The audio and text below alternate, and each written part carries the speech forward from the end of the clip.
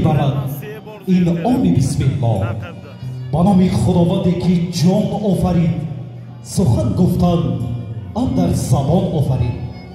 السلام علیکم میگویم عروس و داماد نیکوبخت.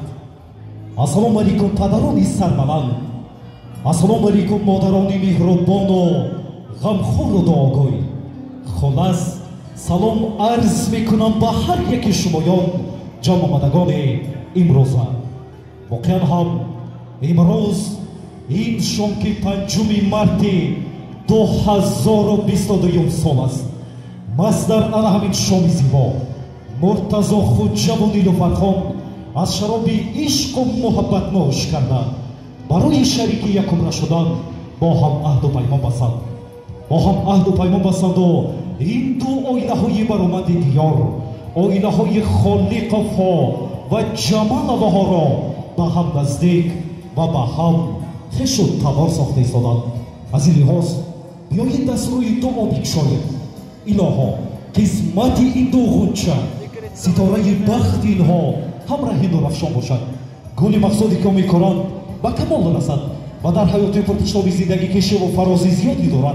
صبور باشد، روزی خوش بینند، روزگاری خوش بینند، نام نکو بینند. داماد عزیز خدا تو را یار شود، یارت بطن دل برا دلدار شود. امروز شما وابسته این عقد نکاح، این عقد محبت همه پربار شود. باری دیگر یکای گشمان میهمانان عزتمند را خوش آمده گفته مرحمت از آن دسترخوانی پر از ناز و نعمت که تنها و تنها بهر یکای گشمان میهمانان آراستند. مرحبا نمایید و این لحظه با شما اجازت نشست را بهر عروس و داماد واگذار میکنیم. مرحمت به تخت شاه آمد با یک نیرو و تلاوت خاصه و در زیر موسیقی تنتنوار نشسته باشید.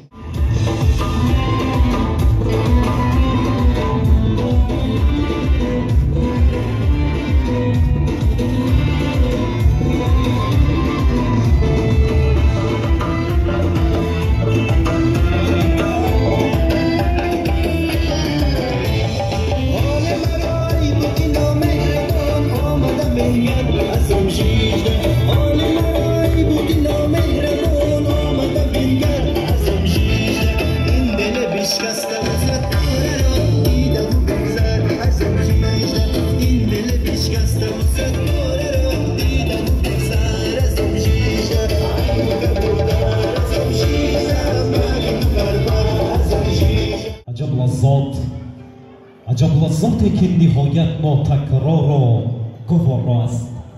زیرا امروز این شام میبینم که عروس و داماد با یک عشق، با یک محبت، با یک دوستداری صمیمانه بر کنار هم دستی به دست نشستند. و این لحظه باشد میخوام که این دوستداری شاه داماد را در حضور همگان بهر گل عروس کشی باز کردن با شما از دهان شاه داماد گرامی قدر گفتنی هستم. باری اول دیده بودم روی تو آتش عشقت به دل افروختم. در خیالم قامت دلجوی تو تا سحر چون شمع مفید سوختم. ای که دوری بشنوین آواز من چشم بکشا و به حالم کن نظر کن علاجه تا رهانیم از این خوف و خطر. دل ز دنبال دل تو را سپار من نمیدانم چی حاصل می شود. لیک می آید ز غیبم یک صدا که دو دل پیوسته یک دل می شود.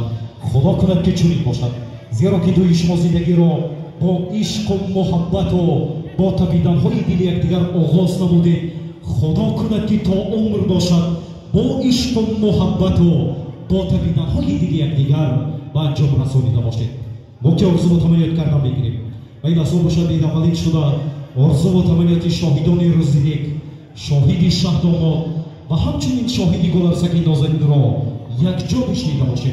مرحمت شاهدان روز نیک، جوره شاه داماد و همچنین دوگانه گل عروسک نازنین انتظار هستیم آمده آرزو و تمنیت بهترین خود را تنها و تنها بهر خوشبختی عروس و داماد ابراز کرده باشیم. تشکر زیاد. روی بهترینی بزم شب ما اکای بیرلخان سوی حوازتان خسته نباشد. اول السلام علیکم پدر مادران عزیز، خواهران و برادران اجازه بدید شخصا از نام خودم، از نام اهل صنعت، از نام استاد بود عبدالرحمن شمسی از نام کالکتیو آموزگاران فیلمی دانشگاه تکنولوژی در شهر سارا تبریک میکنم. اکوی متوزاها میگذار در این چی آرزوی دیگه داشته باشید خداوندی تعالی جامعه عملی باشند. من در شخصیت شما پدر مادران شما تبریک میکنم میگذار همیشه مثل این روز خوشبخت باشید، خرسند باشید و هر یک شما استراحتی بخوران برمت سرود مبارک شما. عروس مبارکش باد. بار دیگر بر خاندان خالقов عروس را مبارک باد میگیم. والدین در این شام باشد در خدمت هر یکی ما و شما قرار دارد. کلی جمعه مینتی ویدیو سودی محمد میدیا، فرحت میدیا و سنجر میدیا که این زمان سیمای برجسته یکایی که ما و شما را روی نوار آورد سالد.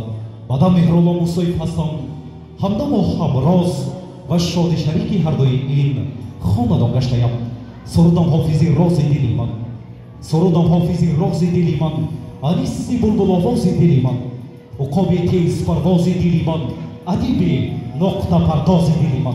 برای باز هم آباد و زیبا، شوخ و جذاب، رنگین و گوارا گشتنی این بزمی عاشقانه عروس و داماد، آنی که برای ما سرود می‌سراید، سرود امروز را می‌سراید، سرود فردا را می‌سراید، سرود از عشق و محبت می‌سراید.